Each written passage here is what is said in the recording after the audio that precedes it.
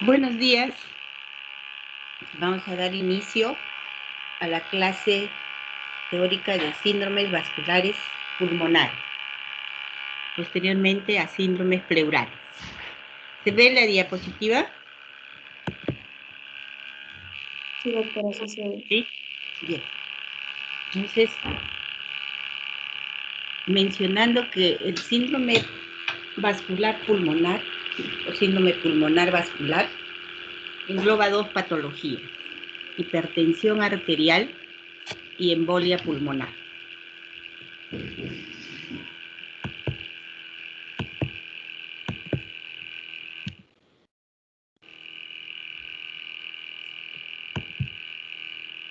Vamos a desarrollar lo que es hipertensión pulmonar. Es aquella que está causada por una tensión sanguínea alta en las arterias pulmonares, que van a transportar la sangre desde el corazón hasta los pulmones. En estas arterias es que se aumenta la tensión sanguínea.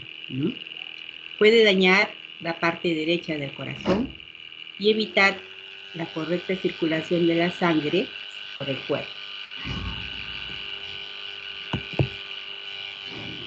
En la hipertensión arterial tenemos la presión arterial media, es mayor o igual a 25 milímetros de mercurio en reposo, medido con el cateterismo cardíaco derecho, siendo una presión arterial pulmonar máxima hasta 14 milímetros de mercurio, y la media es mayor o igual a 25 milímetros de mercurio. En la hipertensión pulmonar vamos a ver lo que ocurre: un aumento en la resistencia y un aumento del volumen minuto. Al haber vasoconstricción, al haber aumento de la resistencia, al haber obstrucción o destrucción, también va a aumentar la resistencia, y se origina también un aumento del volumen minuto, lo que conlleva a hipertensión pulmonar. Cuando la hipertensión pulmonar es severa, entonces se produce la falla del corazón derecho, una falla ventricular derecha. La insuficiencia cardíaca derecha secundaria a hipertensión pulmonar, producida por una patología respiratoria, se conoce como cor pulmonar y es de mal pronóstico. Entonces, ¿qué es el cor pulmonar? Es una insuficiencia cardíaca derecha secundaria a hipertensión pulmonar.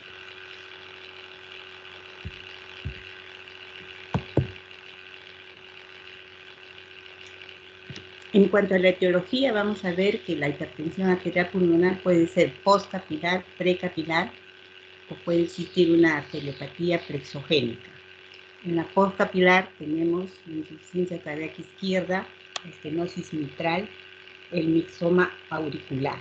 En el precapilar se produce un aumento de la resistencia de las arterias pulmonares antes de los capilares, y esto se ve en los casos de embolia pulmonar, vasoconstricción o destrucción del lecho capilar. Y en la arteriopatía plexogénica va a haber un aumento sostenido del volumen minuto en el circuito pulmonar, que ocurre como consecuencia de cortocircuitos de derecha a izquierda, o sea, el shunt de derecha a izquierda. ¿Qué sintomatología se va a presentar en los casos de hipertensión pulmonar? Se presenta disnea, cansancio extremo o fatiga, reducción de la capacidad para el ejercicio, dolor torácico, disfrute hemorroico y ronquera. Estas manifestaciones clínicas van a ser que se producen por el bajo volumen minuto que produce, y generalmente los más importantes son fatiga, síncope y disnea. ¿Cuáles son las causas de la hipertensión pulmonar? Varían según los genes de cada persona, porque existen otras enfermedades idiopáticas, es decir, no hay causa conocida. También puede deberse a enfermedades cardíacas del corazón izquierdo. La hipertensión pulmonar puede deberse a enfermedades pulmonares por falta de oxígeno, es decir, hipoxémicas. Hipertensión pulmonar tromboembólica crónica, en la que los vasos se obstruyen o se estrechan por coágulos de sangre. Y puede haber hipertensión pulmonar sin causa clara o con varias causas diferentes.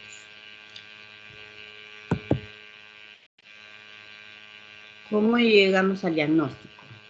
Empezamos por la anamnesis, tenemos en cuenta los antecedentes del paciente, ¿no? Los antecedentes de tabaquismo o alcohol, si hay arteriosclerosis, si hay cardiopatías congénitas, si presenta disnea de esfuerzo, disnea paroxística nocturna, llegando a la ortopnea, ¿no? Y edema en extremidades y congestión hepática. Entonces, este es el circuito de la sintomatología. Al examen físico vamos a encontrar a la auscultación cardíaca, un segundo ruido pulmonar reforzado, un soplo sistólico de insuficiencia tricuspidia, un soplo diastólico de insuficiencia pulmonar, galope derecho, tercero o cuarto tono. En el pulmón, a la auscultación pulmonar habitualmente se ausculta normal. Cuando hay signos de insuficiencia cardíaca derecha, vamos a observar ingurgitación yugular, ascitis, edema en las fases avanzadas, ¿no? Y también si existe una enfermedad subyacente que va a ocasionar hipertensión pulmonar, puede ser la fibrosis pulmonar, esclerodermia o las colagenopatías. ¿Se escucha bien? Hola. Sí, doctora, sí. Sí. Muy bien. Los exámenes complementarios que vamos a pedir: radiografía de tórax, tomografía computarizada, ¿no? Un electrocardiograma, un ecocardiograma y estudios hemodinámicos, es decir, el cateterismo cardíaco.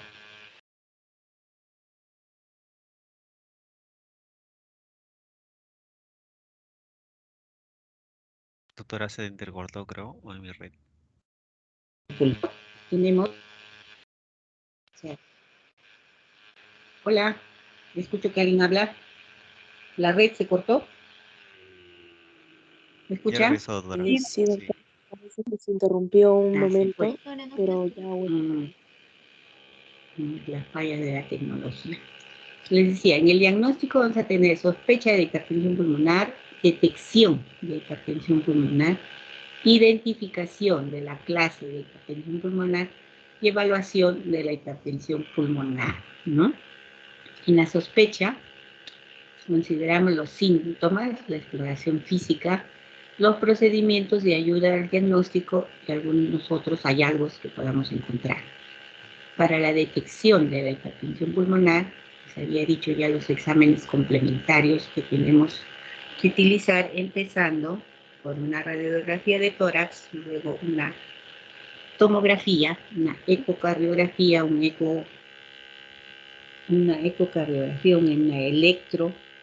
electrocardiograma, también va a ayudar al diagnóstico, y el último procedimiento que se hace, o ya como procedimiento invasivo, el cateterismo cardíaco. Identificación de la clase de hipertensión, lo hacemos con la prueba de función pulmonar, con una gammagrafía ósea, pedimos ventilación, perfusión, ¿no? El BQ, una tomografía de alta resolución, una tomografía espiral multicorte, o la angiografía pulmonar, un angio-TEM. Y en evaluación de hipertensión pulmonar, análisis de sangre, inmunología, prueba de VIH, ecografía abdominal, ¿no? En cuanto también se mide la capacidad al ejercicio, se realiza el test de la marcha o prueba de la marcha, que dura 6 minutos, y también se van a valorar el pico de la ventilación de oxígeno. En cuanto a la hemodinámica, les había dicho, es un procedimiento ya invasivo, ¿no? Que va a consistir en un cateterismo cardíaco derecho. porque la hipertensión pulmonar más va a producir o va a repercutir en el corazón. ¿Cuál es el tratamiento de la hipertensión arterial pulmonar? Terapias específicas, conocidas como prostacyclinas, antagonistas de los receptores endoteliales o inhibidores de la fosfodiesterasa tipo 5. Si la hipertensión pulmonar se debe a una enfermedad tromboembólica crónica, existe un procedimiento quirúrgico denominado endarterectomía pulmonar. Consiste en eliminar el coágulo y el material cicatrizado de las arterias pulmonares, es decir, como una limpieza en los casos de tromboembolismo crónico. Si la enfermedad es grave, el trasplante pulmonar puede ser una opción. Si la hipertensión pulmonar está relacionada con problemas cardíacos o pulmonares a largo plazo, se recomienda el tratamiento de la enfermedad subyacente. Ahora pasamos a la otra.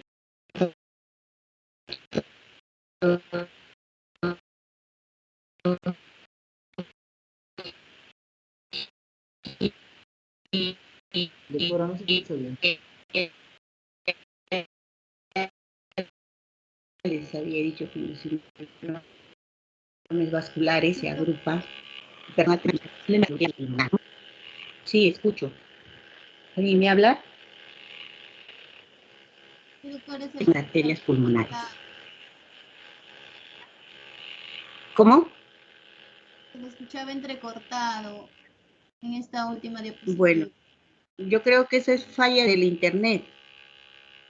Tendremos que esperar o adaptarnos porque no puedo hacer otra cosa, ¿no? Que se escuche el entrecortado, probablemente el internet sube y baja, ¿no? ¿Ahora escuchan? Sí, doctora, sí se lo escucha. El embolismo pulmonar suele ser el resultado de una trombosis venosa profunda. Supe que va a ser un coágulo que migra a lo largo del sistema venoso hasta el pulmón. Los factores de riesgo para el embolismo pulmonar o TEP, tenemos en cuenta la edad como un factor principal, la trombosis venosa profunda, el cáncer, una anestesia mayor de 2 horas también es un factor de riesgo para una embolia pulmonar, un reposo en cama prolongado, ¿no? Personas que se encuentran bajo terapia de sustitución hormonal o contracepción oral, y en los casos de sepsis también puede producirse una tromboembolia pulmonar. La sintomatología, las personas pueden no tener síntomas o pueden experimentar disnea aguda, dolor torácico tipo pleurítico, taquicardia, taquipnea, tos, hemoptisis o fiebre.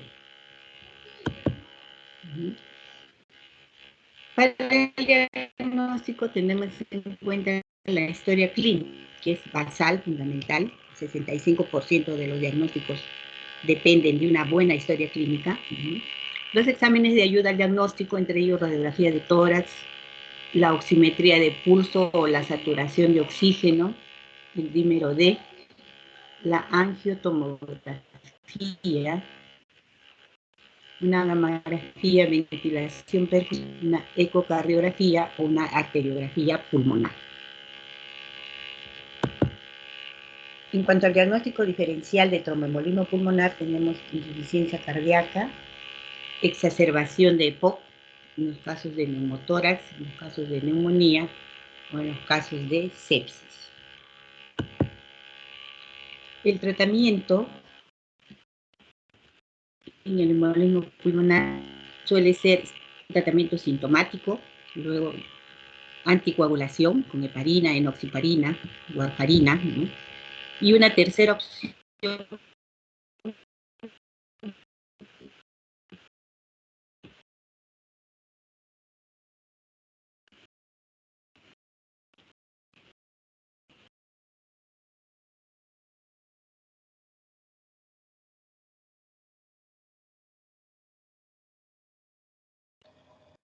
Doctora, disculpe, esta última diapo no se Disculpe, escuchó nada. disculpe, doctora, no se le escucha.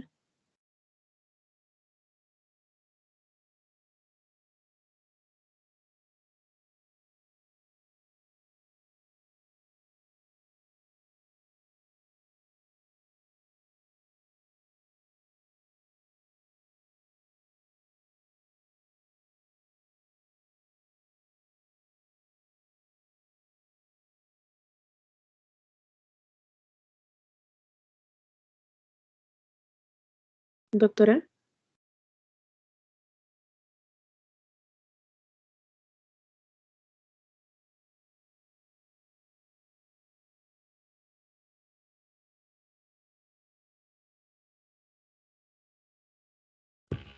Sí, sí, doctora, no se le escuchó por la falla de internet, disculpe. sí, acá sale falla en el internet, mala calidad del internet. En ese sentido, discúlpeme, pero yo no puedo hacer nada con el internet, ¿no? Entonces vamos a continuar con enfermedades pleurales, que es la otra clase teórica que se encuentra programada.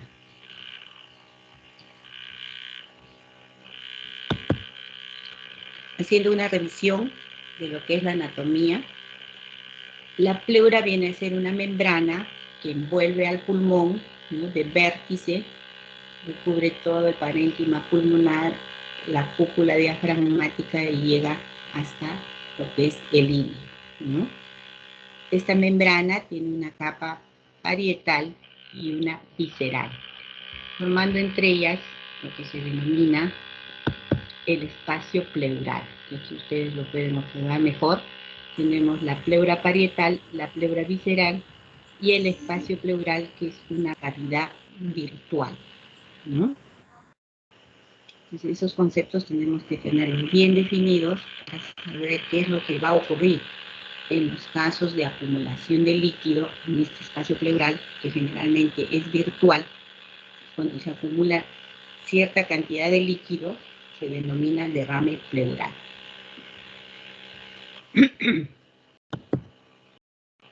Como les decía, la pleura se Doctora, compone de dos membranas, ¿sí?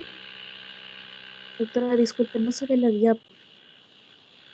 ¿Cómo? Parece que no se había, no se ven las diapositivas, doctora. ¿No se ven? A ver. No, Que sí se veían. Vamos a ver.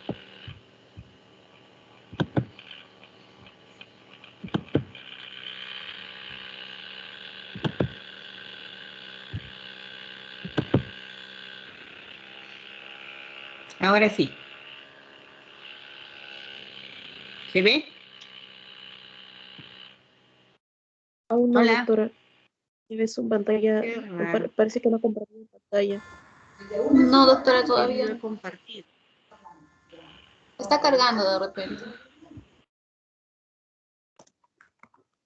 De repente, ¿no? A ver, esperemos. Porque dos veces me avisan, ¿ya?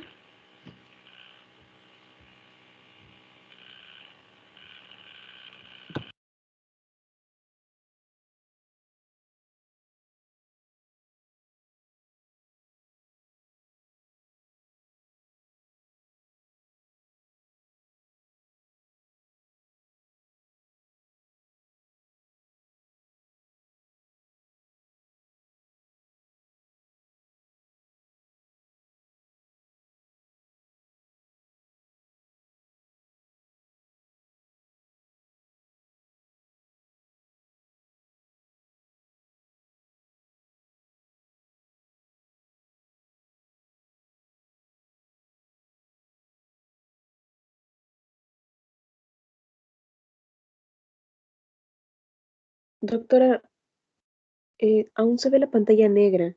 Si tiene dificultades con el internet, quizás me pueda pasar las diapositivas si yo los comparto.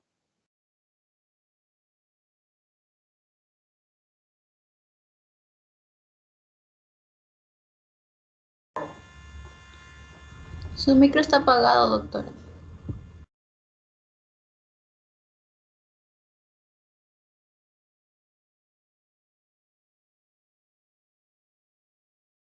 Ya se ve, doctora, ya se ve, la pleura dice.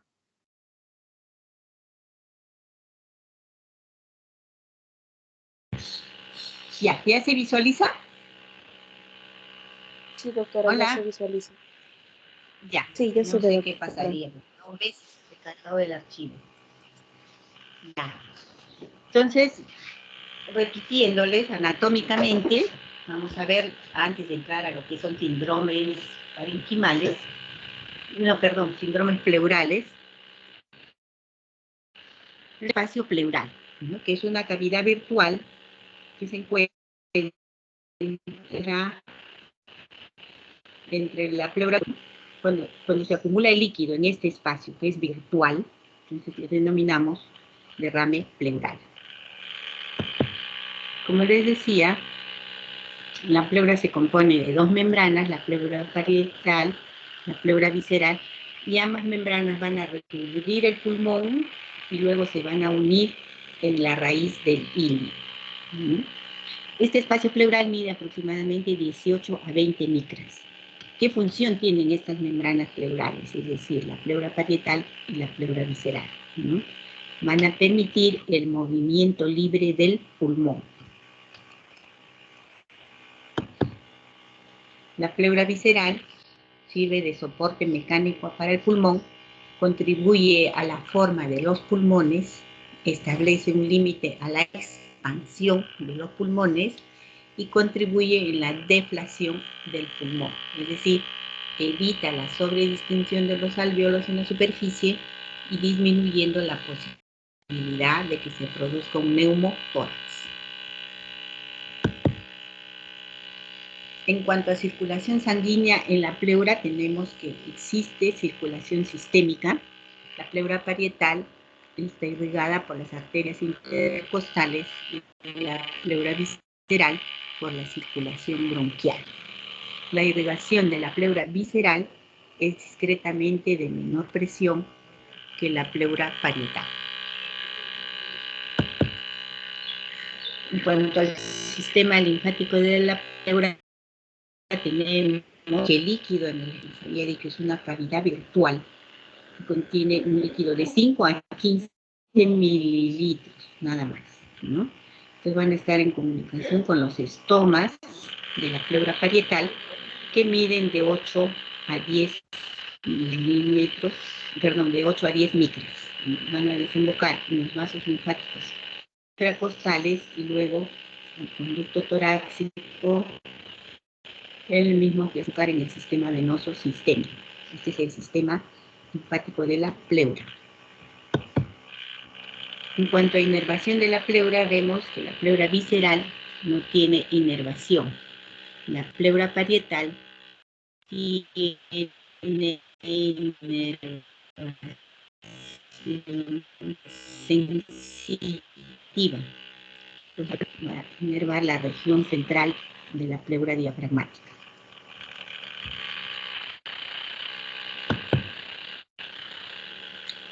Movimiento del líquido pleural. Básicamente es, valga la redundancia, en base a presiones, ¿no? La presión intrapleural es menor que la presión intersticial, ¿no?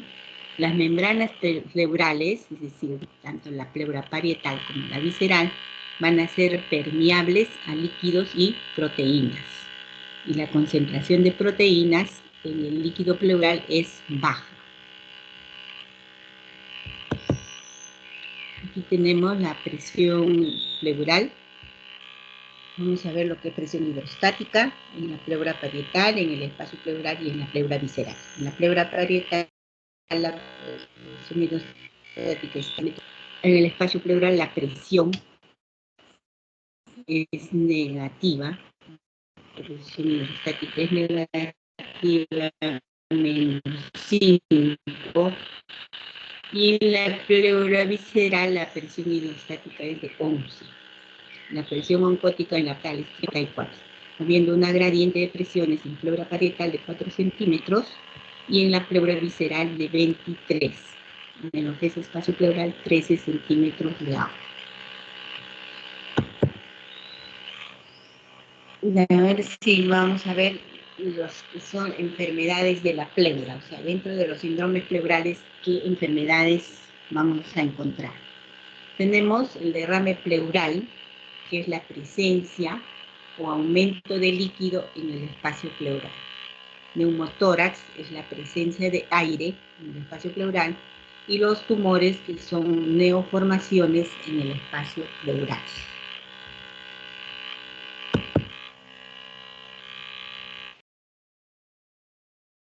En cuanto a efusión, derrame pleural, mencionado que en el espacio pleural normalmente la cantidad de líquido que se tiene es de 5 a 15 mililitros de líquido.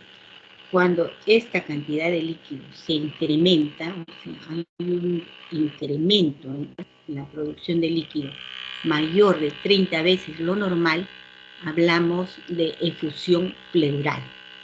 Esta efusión o derrame pleural puede producirse por un incremento en la producción de líquido, hasta 30 veces o más de lo normal, o por una disminución en la eliminación de líquido.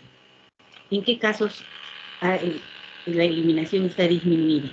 Cuando hay obstrucción de los estomas de la pleura, cuando hay infiltración de los ganglios linfáticos, y cuando hay elevación de la presión venosa sistémica. ¿Qué efectos va a producir esta efusión pleural, este derrame pleural? El volumen ocupado va a estar dado por el pulmón, pierde 1/3 del volumen en el derrame pleural, y los 2/3 van a ser dados por modificaciones de la pared torácica y el diafragma. En los casos de efusión pleural es rara la hipoxemia, ¿no? Y la ventilación, perfusión disminuyen simultáneamente. Nosotros sabemos que el BQ1, ventilación, perfusión, va a estar disminuida en los casos de efusión pleural. ¿Cuáles son los síntomas y signos en los casos de derrame pleural? 15% de pacientes no presenta síntomas. Refieren un dolor pleurítico, dificultad respiratoria, fiebre, una relación a mayor cantidad de sintomatología, ¿no? Incluso la dificultad respiratoria también se acentúa. A la exploración física o semiológicamente, ¿qué es lo que vamos a encontrar en los casos de derrame pleural? A la inspección tenemos un tórax asimétrico, un tórax abovedado o abombado en el sitio del derrame, con hipomotilidad torácica. A la palpación también tenemos hipomotilidad torácica, es decir, la elasticidad pulmonar o la compliance pulmonar está disminuida, el frémito vocal está disminuido. A la percusión se percute matidez, y a la estación el movimiento vesicular puede estar disminuido o puede estar abolido dependiendo de la magnitud del derrame. Los perros, la disminución, estamos siempre en los criterios del aire para definir si este líquido pleural se trata de un trasudado o de un exudado. ¿En qué casos hablamos de exudado? Cuando el líquido pleural es rico en proteínas, mayor o igual a 3 gramos de proteínas. La relación que existe de proteínas entre líquido pleural y suero es mayor o igual a 0.5.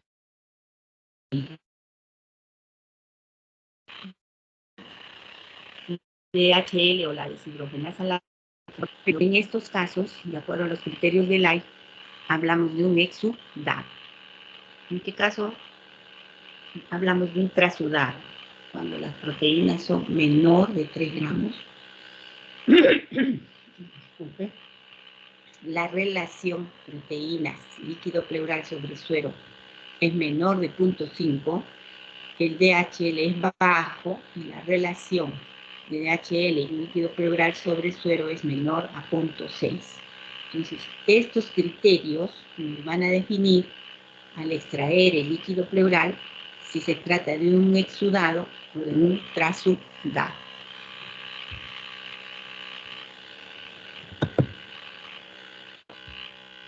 Cuando aumenta el aumento patológico del líquido pleural se denomina efusión pleural o derrame pleural. En el caso del trasudado, que es bajo en proteínas, va a haber un aumento en las fuerzas hidrostáticas y van a disminuir, va a haber disminución en las fuerzas oncóticas. Y en los exudados vamos a ver principalmente en enfermedad de pulmón subyacente.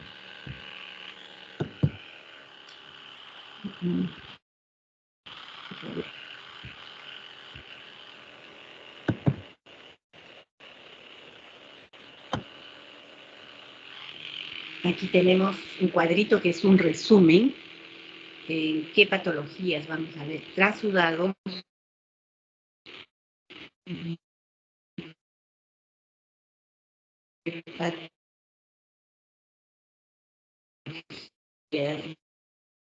vamos a ver exudados. Trasudados se observan en los casos de derrame por insuficiencia de agua. En primer lugar, TBC, ¿no? Luego en procesos infecciosos paraneumónicos, en empiemas, procesos parasitarios, procesos neoplásicos, que pueden ser tumores primarios o secundarios. También podemos observar derrame secundario a una embolia pulmonar, secundario a enfermedades pancreáticas, secundario a pleuritis endémica, o enfermedades inmunológicas, la artritis reumatoidea, el lupus eritematoso, la sarcoidosis, el síndrome de Dressler, la pleuritis asbestósica benigna, síndrome de Meigs.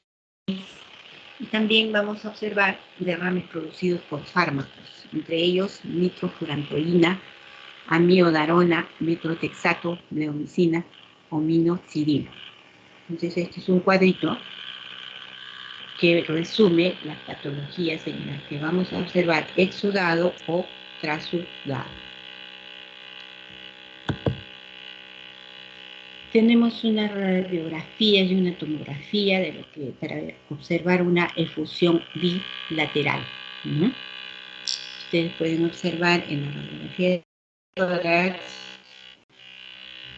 una radio, ¿no? Una obturación del seno costodiafragmático y cardiofrénico en ambos lados. Lo que se visualiza también en la tomografía, fíjense ustedes aquí, el pulmón está colapsado acá como un muñón, está empujado, porque todo este espacio está lleno de líquido, lo que constituye el derrame pleural. Es una efusión pleural bilateral.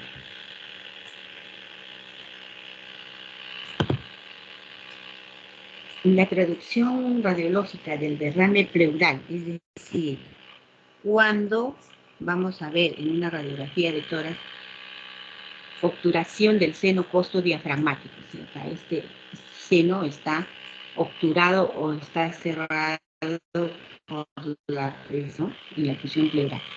¿Qué cantidad de líquido debe haber para que tenga traducción radiológica de obturación o ausencia del seno costodiafragmático? ¿Cuánto se les ocurre de líquido?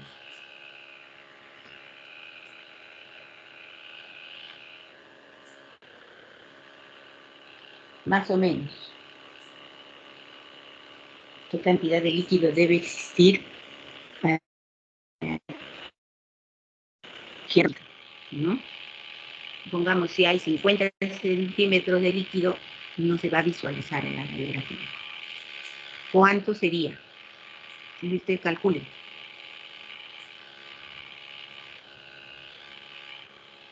¿No tienen una idea?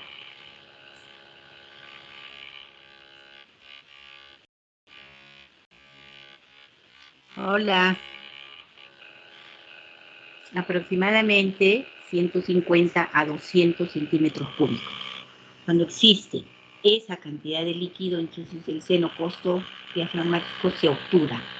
Recuerden, cuando existe 150, algunos autores dicen a partir de 200. Entonces eso dice, si a 80 centímetros de líquido, no va a haber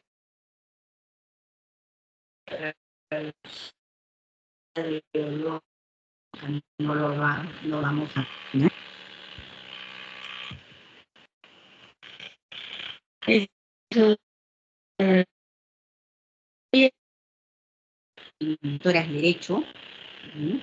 Y también otra radiografía, donde observamos una radioopacidad. ¿A qué lado la observamos? ¿A qué lado está el derrame pleural?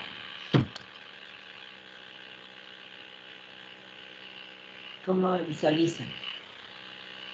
Izquierdo. A ver. ¿Izquierdo? ¿Izquierdo, doctora? Izquierdo. El inferior del monitor es izquierdo, pero ¿dónde más? Visualicen mejor la radiografía. En el otro pulmón, ¿cómo está el seno costo diafragmático?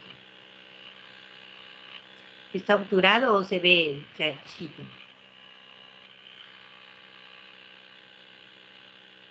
Porque el seno costo diafragmático termina como en punta de lápiz, ¿no? En una radiografía de tórax normal.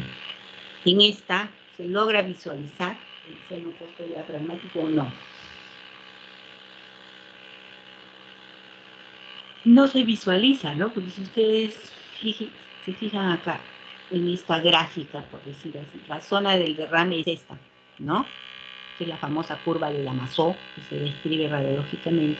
Y aquí también hay un cachito de líquido, acá, que no logra visualizar nítidamente el seno costo diafragmático derecho. Entonces es un derrame bilateral a predominio del hemitórax izquierdo, ¿no?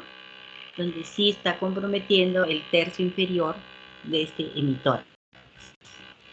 ¿Sí? ¿Estamos de acuerdo o no? Sí. Sí, doctora. Aquí tenemos otra radiografía.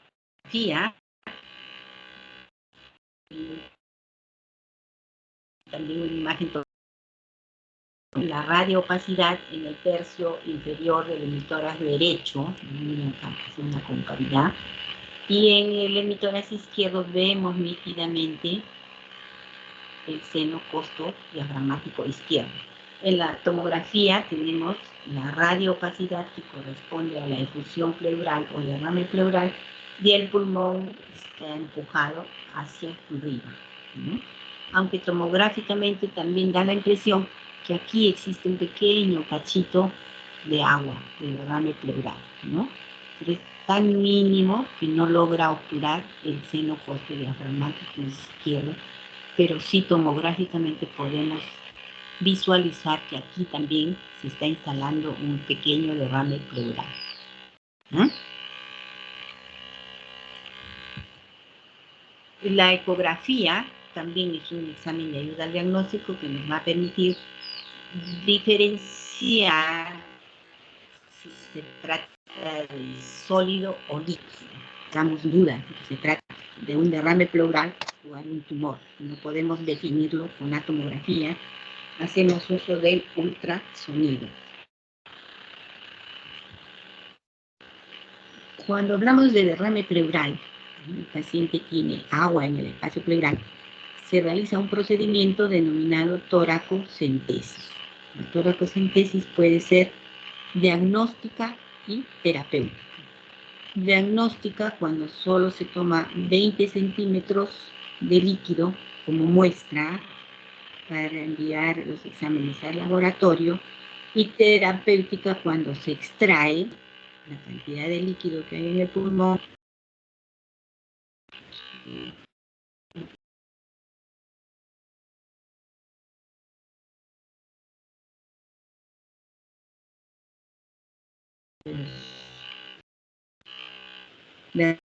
derrames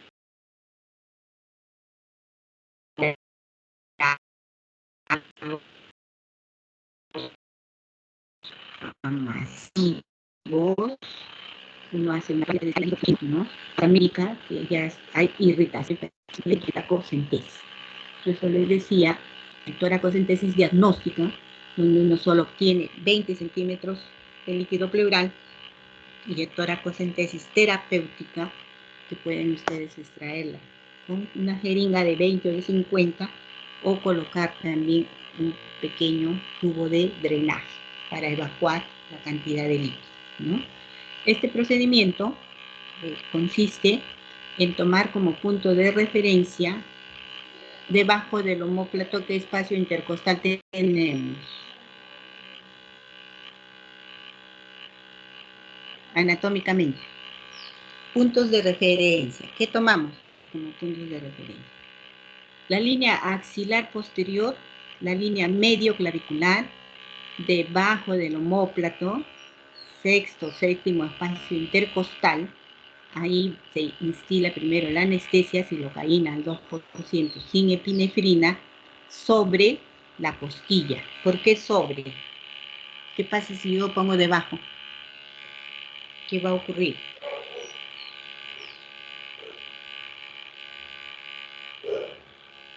Se puede dañar el paquete vasculonervioso para no dañar el VAN, ¿no? Vena, arteria, nervio.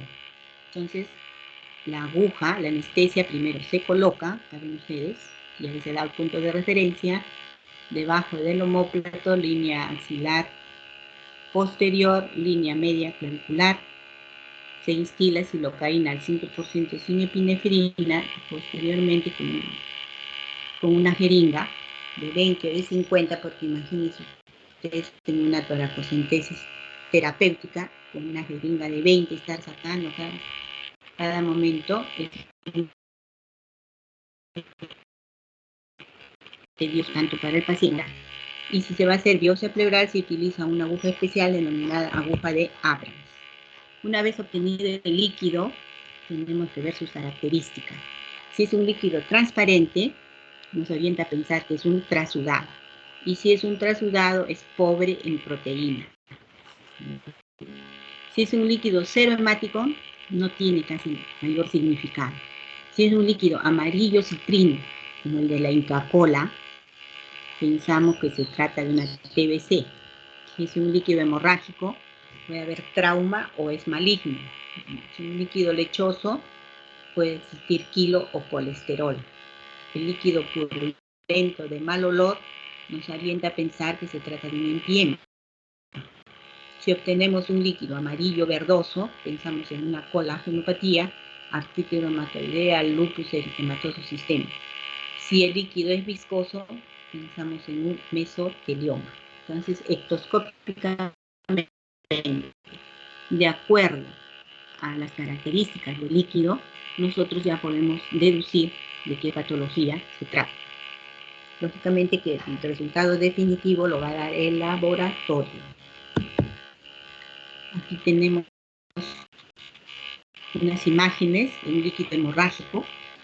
En los casos de metacismo, un líquido quiloso, un CA bronquial, con invasión al conducto torácico, y un trasudado pleural en los casos de insuficiencia cardíaca, ¿no?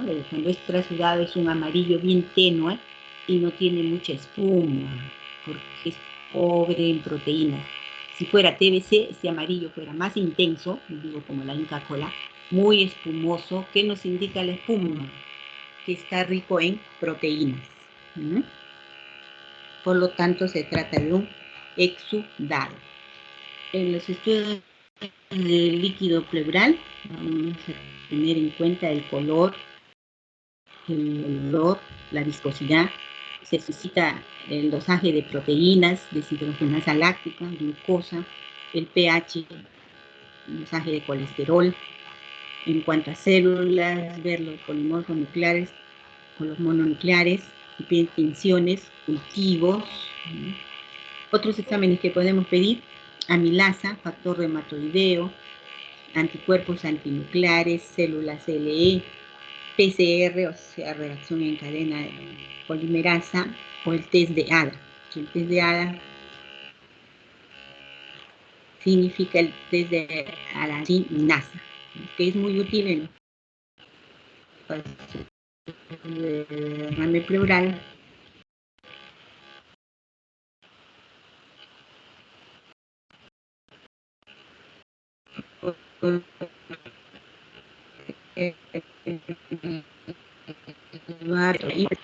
Sospechamos de una patología infecciosa.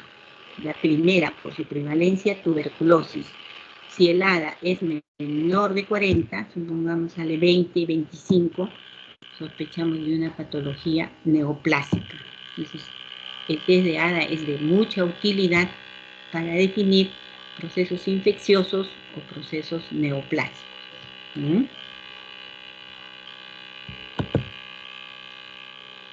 Vamos a describir lo que es TBC pleural. Tuberculosis pleural se observa generalmente en gente joven y la efusión o el derrame pleural va a ser solo de un solo lado, puede ser derecho o izquierdo, es unilateral. ¿De qué color va a ser el líquido? Va a ser un amarillo citrino, es espumoso. Tiene mayor de 3 gramos por decilitro, y ahí decimos que se trata de un exudado. La deshidrogenasa láctica está en mayor de 300, un test de ADA mayor de 45, o sea, ya está en el límite superior, porque les había mencionado que el punto medio es 40, este tiene 45, entonces ya sospechamos de que se trata de una patología infecciosa, en primer lugar tuberculosis. En cuanto a células, los polimorfos nucleares presentes en la tinción de Ziehl-Neelsen casi siempre es negativa, o sea, no obtenemos el bacilo ácido alcohol resistente. En el cultivo del BK en el líquido pleural nos da una positividad en menos del 25%. Entonces, el diagnóstico definitivo lo va a dar la biopsia de pleura. ¿Cómo se hace el diagnóstico de una tuberculosis pleural? Biopsia de el empiema es otra acumulación de líquido en el espacio pleural, pero en este caso se trata de pus, no hay pus en el espacio pleural. El empiema es secundario a una neumonía complicada. La mayoría de veces este líquido tiene mal olor. ¿Por qué? Porque los gérmenes que se encuentran van a ser los anaerobios. La glucosa está en menor de 40, la deshidrogenasa láctica mayor de 1000, un pH menor de 7.2, y el gram y el cultivo muchas veces es positivo. Entonces en el líquido pleural se acumula un líquido amarillo, citrino, espumoso. En los casos de TBC pleural se acumula pus,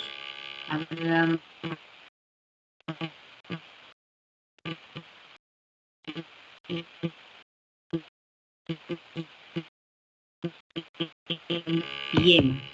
Hablamos de un hemo, es de presentación aguda, ¿no? El líquido es sangre o el líquido es hemorrágico, como ya les había mencionado. Esta sangre coagula, ¿no? Vamos a ver en otra patología donde también va a haber presencia de sangre en el espacio pleural, pero que no va a coagular. Esa es la diferencia. El hemotórax generalmente es secundario a un trauma. Ustedes hubieran escuchado en los accidentes de tránsito, ¿no? Se puede producir un hemotórax, o cuando hay utilización de arma blanca, no armas punzocortantes, generalmente en los asaltos, también puede producir un hemotórax, ¿no? O también puede ser una toracocentesis. Colocamos la aguja debajo de la costilla, dañamos el paquete vasculonervioso y podemos producir un hemotórax. O sea, puede ser también de etiología iatrogénica. En el hemotórax, el hematocrito supera a la mitad del de la sangre, o sea, el hematocrito de la sangre. Y el tratamiento en estos casos es el máximo. El quilotórax es la presencia de quilo en el espacio pleural, ¿no? Tiene un aspecto lechoso por el líquido linfático. Va a ser rico en grasas, en ácidos grasos, y es pobre en colesterol. Los triglicéridos son mayor de 100 miligramos por decilitro. Se ve en los casos de obstrucción, como en los casos de cáncer, un linfoma, o cuando hay rotura o ruptura del conducto torácico. Las enfermedades del tejido conectivo también van a presentar derrame pleural, ¿no? Por ejemplo, tenemos la artritis reumatoidea o el lupus eritematoso sistémico. En la artritis reumatoidea el líquido pleural es cero hemático. Un 5% de pacientes cursa con infusión pleural. El factor reumatoideo es mayor en la relación 1/320 y la glucosa es menor de 40. ¿Qué es lo que vemos en el ES? En un derrame pleural el líquido es cero hemático. 50% de pacientes cursa con la infusión pleural, fíjense ustedes, a diferencia de la artritis reumatoidea, que solo un 5% de pacientes puede presentar efusión pleural. En el LES tenemos células LE positivas, anticuerpos antinucleares mayor de 1/160 y un complemento bajo. En el cáncer también vamos a observar derrame pleural. La sintomatología que va a presentar el paciente es disnea, dolor, baja de peso. El cáncer puede ser primario o secundario, metastásico. El líquido es hemorrágico en el cáncer, pero no forma coágulo y casi siempre es un exudado. A diferencia de dónde se formaba coágulo, ¿en qué caso? Yo les mencioné. ¿En qué caso hay el espacio pleural, pero en uno esta sangre coagula o forma coágulo y en el otro no forma coágulo? A ver, ¿quién me responde? Le pongo 20.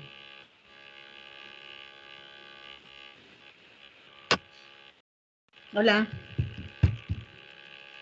A ver, 1, 2, 3. En el cáncer, el líquido hemorrágico que existe en el espacio pleural no forma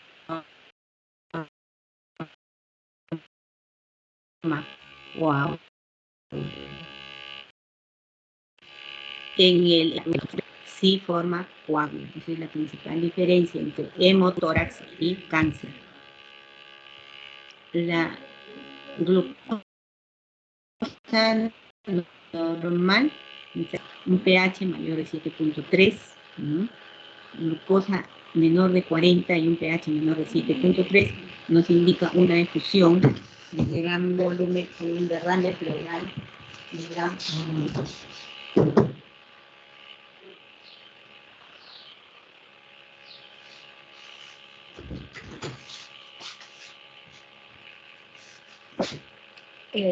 La presencia de líquido pleural en el espacio pleural en los casos de neoplasia nos van a indicar un mal pronóstico. Ya estamos hablando de un estadio en el cáncer, un estadio 3. ¿Cuál es el tratamiento? Un drenaje a repetición. La característica del derrame pleural en cáncer es que uno lo extrae, o sea, hace la toracocentesis, extrae, puede extraer 1 litro, litro y medio, pero vuelve a reaparecer, ¿no? A los 24, 48 horas otra vez se llena de líquido pleural. En este caso se realiza un procedimiento denominado pleurodesis. ¿En qué consiste la pleurodesis? En tratar de extraer todo el líquido pleural, por supuesto, no en una sola vez, sino unos 2, 3 días diariamente se extrae el líquido, tratando de que ya no haya líquido en el espacio pleural, y se instila bleomicina, ¿no? Anteriormente se instilaba talco, pero se ha dejado de utilizar por el efecto adverso que presenta de reacciones de granulomas, ¿no? Hay una reacción adversa y forman granulomas. Entonces ahora se instila bleomicina con el fin pleura se pegue, es decir, que la pleura parietal se pegue a la pleura visceral.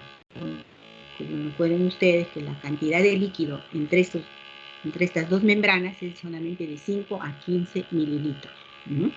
Cuando aumenta en su producción hasta más de 30, hablamos de derrame pleural y en recidivante, es decir, uno lo evacúa, pero se vuelve a llenar y se hace la pleurodesis. El mesotelioma también es otro tipo de cáncer de pleura, puede ser de pleura o de peritoneo. Aquí ustedes están viendo unas imágenes de un cáncer de pleura que se presenta generalmente por exposición al asbesto. La sintomatología que va a presentar es tos, disnea, dolor torácico, baja de peso. Es de difícil diagnóstico microscópico. Se realizan pruebas de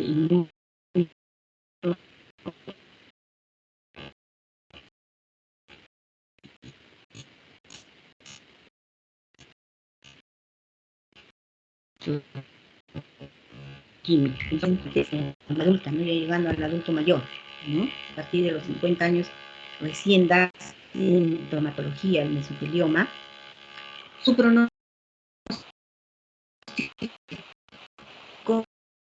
que se indica, dice quimioterapia, radioterapia o la combinación de ambas. Radioterapia y quimioterapia. Podemos observar qué es lo que va a producir el mesotelioma o este cáncer de pleura, un engrosamiento de la membrana pleural, ¿no? Como un acortonamiento que impide que el pulmón prácticamente se mueva, ¿no? Está ahí, les había dicho que las membranas pleurales van a permitir el libre movimiento del pulmón. Al haber el mesotelioma, el endurecimiento de la membrana pleural, entonces el pulmón permanece rígido. Los pacientes entran en insuficiencia respiratoria. ¿No?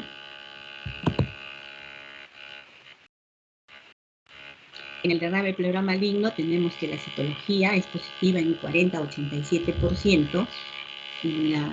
La biopsia pleural cerrada nos da una positividad de 39-75%.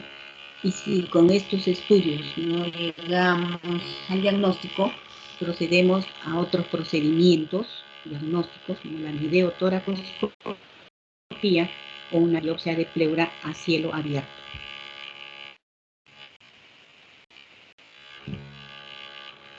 La biopsia pleural les había mencionado que es el examen que nos va a dar el diagnóstico de TBC pleural y se realiza con unas agujas especiales denominadas aguja de Abrams. Ustedes pueden ver acá donde tiene la abertura, justamente donde va a producirse la biopsia, es decir, uno muerde el pedacito de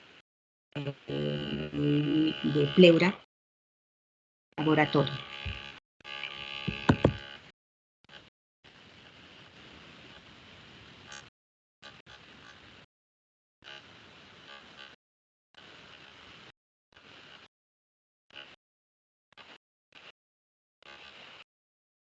Especial. ¿En qué casos utilizamos toracoscopía diagnóstica? En enfermedades pleurales o en lesiones mediastinales? Es una tomografía del toracoscopio. Ahora hablaremos de lo que es neumotórax en el espacio pleural, que puede ser cómo penetra este aire al espacio pleural por trauma o por iatrogenia, ¿no? Que va a producir una fuga de aire del parénquima pulmonar. Lo podemos ver en enfermedades pulmonares primarias o secundarias, en los casos de los pacientes que están sometidos a ventilador, a soporte mecánico volumétrico, se puede producir un barotrauma y podemos producir un neumotórax. Igual en el manejo de la vía aérea también podemos producir un neumotórax. Recuerden ustedes que la presión normal en el espacio pleural es negativa, una presión de menos 5 centímetros de agua. Y el aire va a fluir por gradientes de presión. Puede ser que fluye del alvéolo hacia la atmósfera hacia adentro, ¿no? Es decir, de dentro a afuera o de fuera hacia adentro. Cuando hay ruptura de pleura, producir por ruptura de las bulas subpleurales. Estas bulas van a estar localizadas mayormente en el vértice del pulmón. Las bulas se van a formar por enfermedades congénitas, en los casos de inflamación de los bronquiolos, o cuando hay una degradación de las fibras de elastina, es decir, un desbalance entre las proteasas y las antiproteasas. Aquí intervienen también los procesos de oxidación o antioxidación.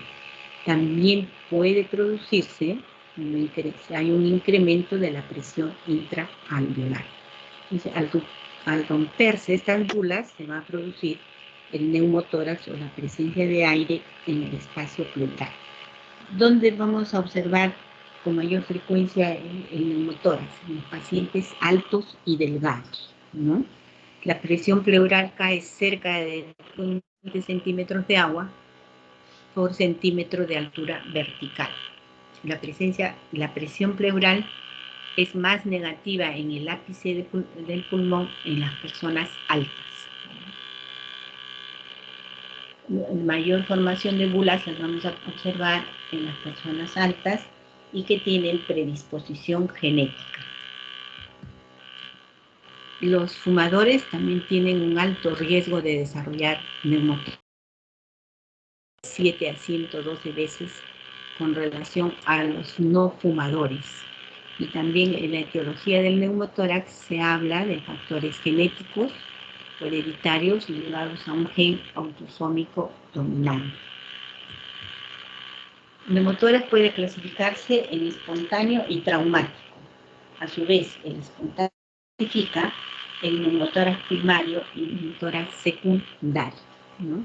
En el primario no hay una enfermedad previa o una enfermedad subyacente, y en el secundario sí existe una enfermedad pulmonar previa. El neumotórax traumático puede ser accidental o iatrogénico. Había mencionado accidental, un trauma contuso, un trauma penetrante. Iatrogénico, cuando se realizan procedimientos como una biopsia transparietal o una BIPA, cuando se coloca un catéter subclavio, en los casos de toracocentesis, en los casos de realizar una biopsia pleural, puede producir. El neumotórax espontáneo primario, como les había dicho, no hay enfermedad pulmonar subyacente o enfermedad pulmonar previa, se presenta entre los 10 a 30 años. Es raro por encima de los 40 años. Tiene una incidencia de 9 casos por 100.000. La relación entre el sexo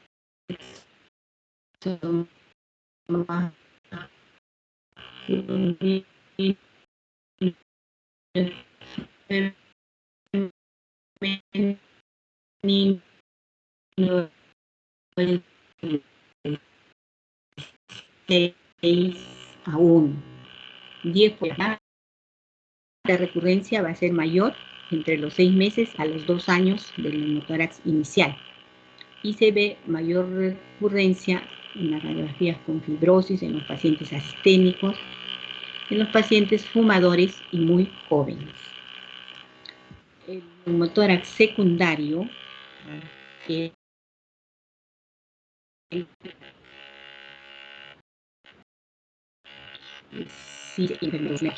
se presenta como una complicación de estas enfermedades obstructivas que pueden ser cavitarias o fibróticas, ¿no?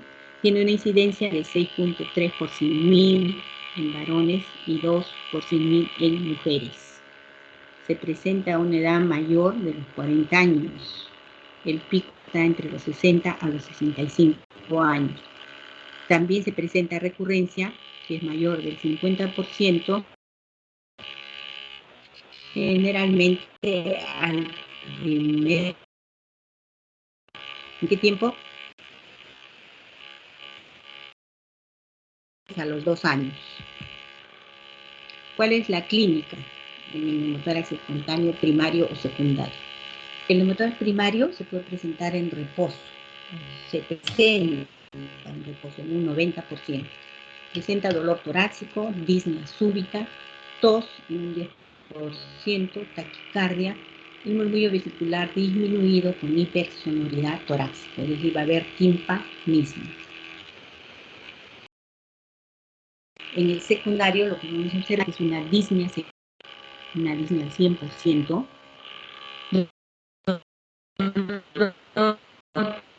menos frecuente, disminución en un 16%, no hay tos y el examen físico es semejante al neumotórax espontáneo. Aquí podemos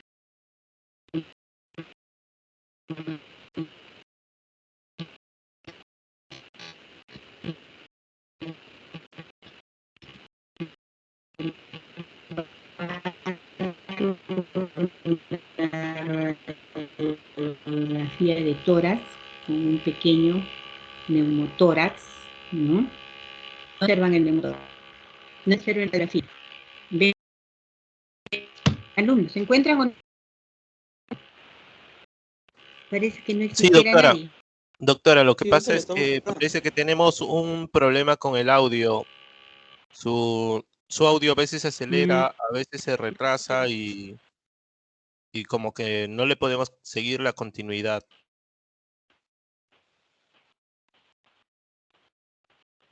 Pero parece que eso es más por la red, doctora. La diapositiva, ¿no? No, la Pero red sí se ven. pone muy lenta. Sí, doctora, sí se ve. Estamos en neumotórax espontáneo. Por eso yo les pregunto, ¿qué ven en la radiografía? Ausencia de la trama pulmonar porque el pulmón está colapsado. A veces si es un neumotórax a ¿Qué tensión nivel? encontramos un muñón pulmonar. ¿A qué nivel se puede formar el neumotórax? No, acá en esta placa. Que no Es que estoy no vemos ninguna hablando de placa, un doctora. neumotórax a tensión. ¿Mm? No, ¿Cómo? ahorita no se ve ninguna placa, se ve el título de neumotórax espontáneo clínica, primario y secundario. Se ve esa diapositiva, no se ve ni una radiografía. ¿No Lo que se está ve ni una proyectado. radiografía? No, doctora, Mm, no qué se ve extraño. proyectada una. Si Yo desea, sí la veo. puede A ver, salir y volver a vamos a entrar. ver en otra. ¿Ya? Y veo una radiografía, Aquí doctora. pueden visualizar. Ya. A ver, ¿qué ves en la radiografía? Ya. Bueno, ahí veo en la radiografía, es una diapositiva que dice neumotórax, rayos X tórax, secundario. Veo una manito que está apuntando en la región apical del hemitórax derecho, en el que veo alteraciones de la radiopacidad o condicionado por múltiples imágenes de aspecto fibrótica, reticular, con retracción parcial de los espacios intercostales. Me parece que no está jalando la tráquea. Puede ser un caso de TBC a nivel apical. Puede ser un neumotórax también en pequeña cantidad. La imagen no me parece muy clara para poder decir, ¿no? Pero está en la región infraclavicular apical del hemitórax derecho. Intraclavicular apical. Bueno, ápico subclavicular, ¿no? Aquí en esta radiografía podemos observar las bulas a este nivel, no sé si la ven con la manito, y hay una lesión bilateral, ¿no? Sí, doctora. Ambos tercios superiores están comprometidos, ¿ya?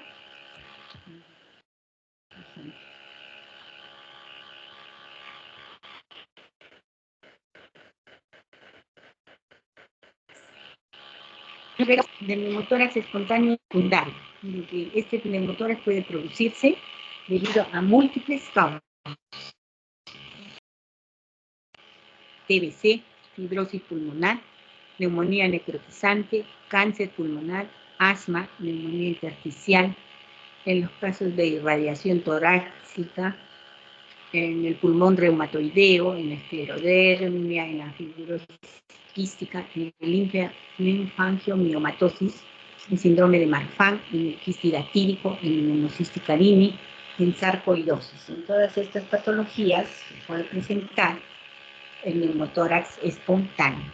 Pueden ustedes, como les había mencionado, que en el neumotórax espontáneo existe una enfermedad de fondo o una enfermedad subyacente, ¿no?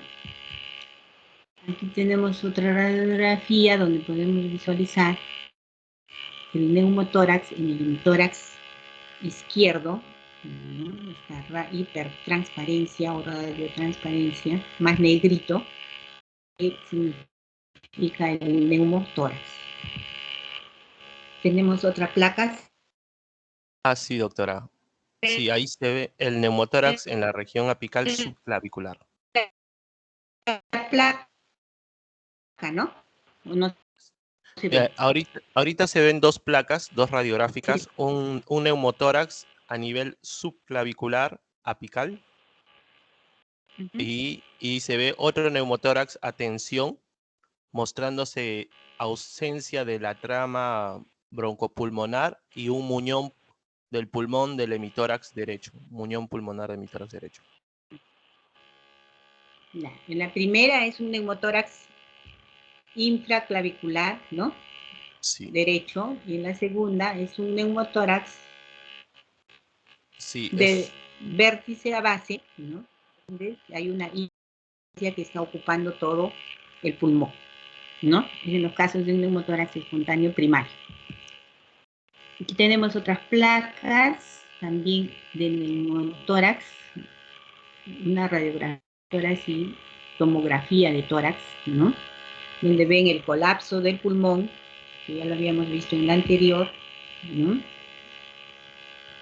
Y en esta tomografía, vemos ustedes acá la hipertransparencia, es lo que delimita el neumotórax, es decir, la presencia de aire, y en esta ya es masivo, está ocupando todo el hemitórax derecho. Entonces, cuando nosotros veamos un neumotórax, lo que vamos a observar es una hipertransparencia, ¿no?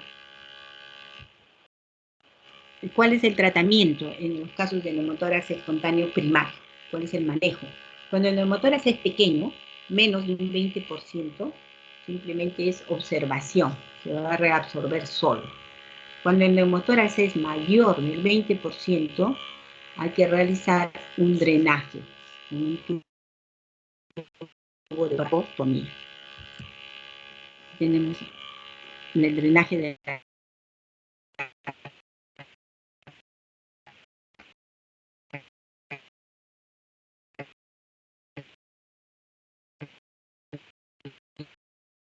la pleural, ¿no? Y el tórax es mayor. En la práctica utilizamos solo uno.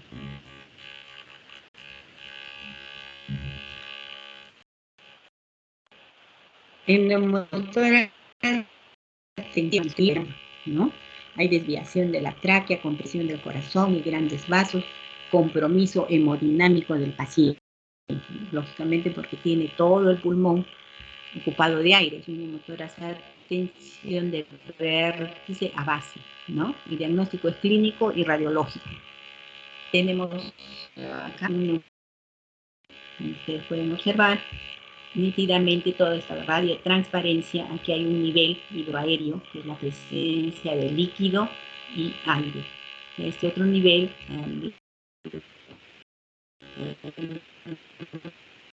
hipertranscripción, se visualiza más a nivel del seno costo diafragmático derecho.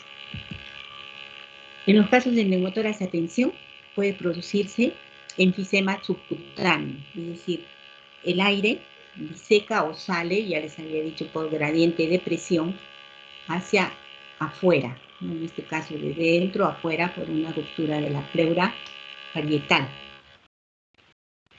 Se acumula el subcutáneo, produce el enfisema subcutáneo, que si ustedes tocan la piel del paciente, ¿no? O sea, presionan el tórax, la cara anterior, posterior, el cuello, la cara, si el tórax se ha disecado por toda esta zona, y van a sentir crepitaciones. ¿Qué hacer en estos casos? Realizar una descompresión con aguja. Ustedes pueden observar acá que están realizando la descompresión con una aguja número 18, simplemente le hincan al paciente como que encaran un globo para que se vaya eliminando el aire, ¿no? Entonces se realiza la descompresión con aguja. En los casos de hidroneumotórax es la presencia de líquido y aire, ¿no? Y siempre vamos a ver en las radiografías un nivel hidroaéreo, ¿no? O sea, aquí hay agua y sobre el nivel hidroaéreo hay aire. Entonces hablamos de hidroneumotórax. En esta radiografía vamos a observar un hidroneumotórax.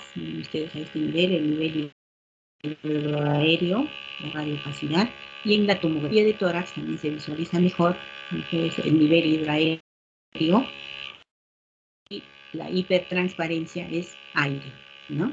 Aquí no se nota muy bien el nivel hidroaéreo, pero este paciente presenta un derrame pleural bilateral, ¿no? O un hidroneumotórax bilateral. Vamos a hablar ahora de lo que es el derrame pleural maligno, el mesotelioma, ¿no? La mayoría de los derrames pleurales malignos son metástasis de un tumor primitivo extrapleural. Menos del 2% se van a originar en la pleura, como mesotelioma pleural maligno. Este mesotelioma pleural maligno se va a formar en las células mesoteliales pleurales y se desarrolla a partir de la exposición al asbesto.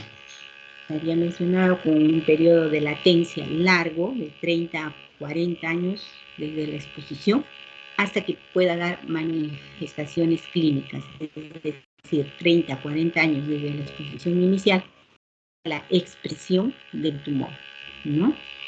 El derrame pleural maligno se demuestra en las células neoplásicas, en el líquido pleural, o se observan las células tumorales en las biopsias de pleuras.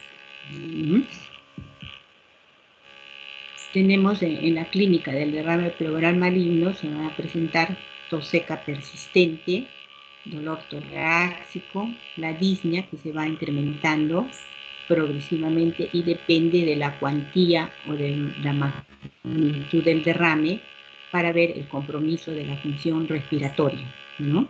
Cómo era la función respiratoria del paciente previo a la presentación del derrame pleural y cómo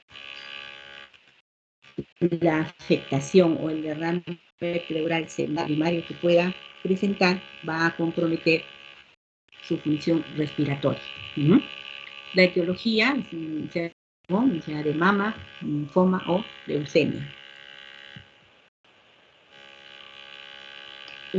El diagnóstico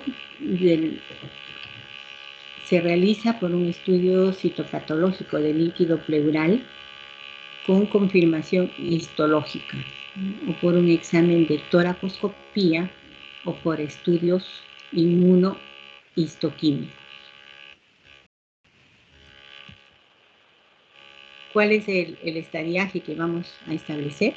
Hay que definir la extensión anatómica del tumor, ¿no? Existe estadiaje, no sé si ustedes ya habrán visto en lo que es cáncer pulmonar, el TNM, es decir, el T-tumor, el N, el compromiso, el M, las metástasis, ¿no? Entonces establecemos, por ejemplo, un estadio tumor 3, o los tumores mayores a 3 centímetros, tienen mal pronóstico, ya no son médicos, ya no tienen opción quirúrgica, el tratamiento es paliativo, ¿no? Entonces, y porque ya tiene compromiso ganglionar, puede también tener metástasis.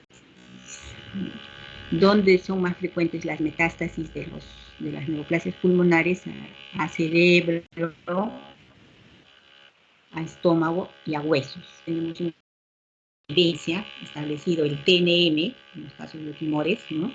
En el estadio 1, una supervivencia de 35 meses, el estadio 2, 16 meses, el estadio 3, 11 meses y el estadio 4, 6 meses.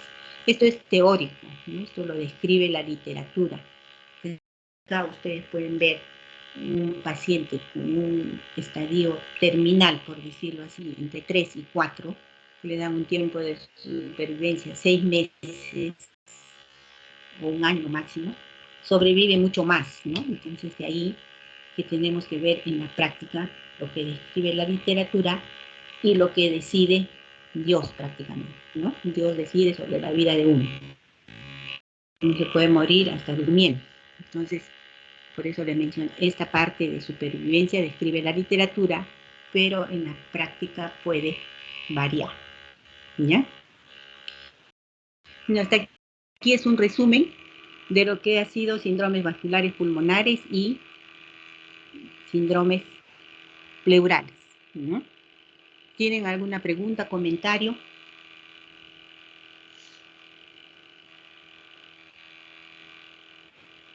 Hola.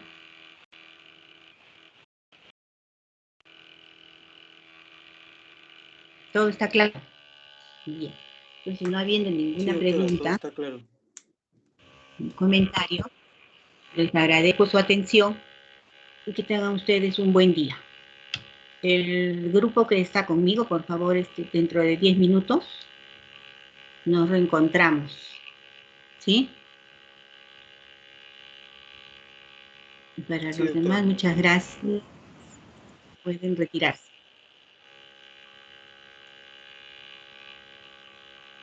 Gracias, doctora. De nada, gracias a ustedes.